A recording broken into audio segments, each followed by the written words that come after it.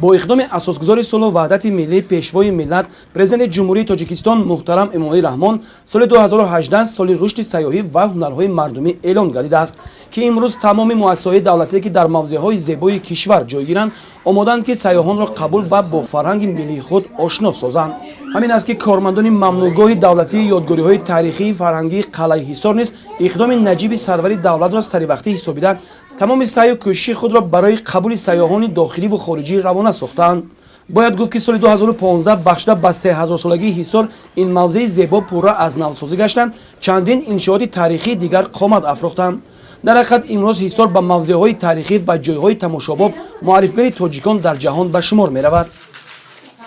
امروز این ممنوعگاه به یک مرکز سیاحی تبدیل یافته است. سال 2015 با تشبث اساسگذار صلح و وحدت ملی پیشوای ملت پرزیدنت کشور ما محترم امامعلی رحمان بسیار یادگاری‌های معماری این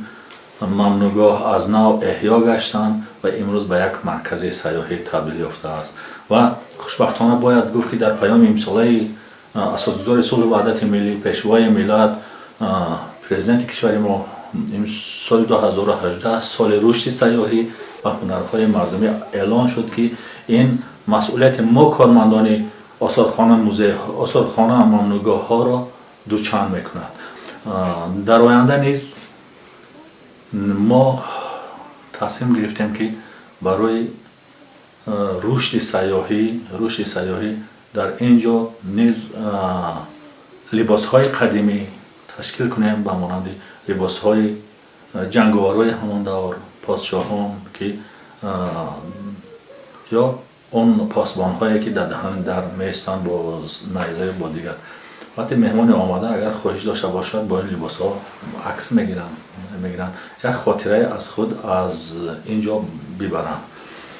موافق معلومات‌های کارمندان ممنوعگاه دولتی یادگاری‌های تاریخی فرهنگی قلعه حصار تا به امروز در اینجا نزدیک به 6000 آثارهای تاریخی و فرهنگی جمع‌آوری کرده شده است که هم‌روزه به این ملک زیبا منظر ساکنان شهر و نویه‌های مملکت و مهمانان و سیاحان خارجی کشور تشریف آوردن با فرهنگ و مدنیت تاجیکان آشنا می‌شوند. کشیده‌دوزی و دیگر هنرهایی که زنهای تاجیک دارند بسیار به مهمانان خارجی مقبول هستند. این هنر ناتکرار است، این هنری هست که محض به مردم تاجیک تعلق دارد. آنها میخواهند به هنرهای مردم ما شناس شوند و از اینجا برای خود ارمغان از اینجا گرفته با خود ببرند.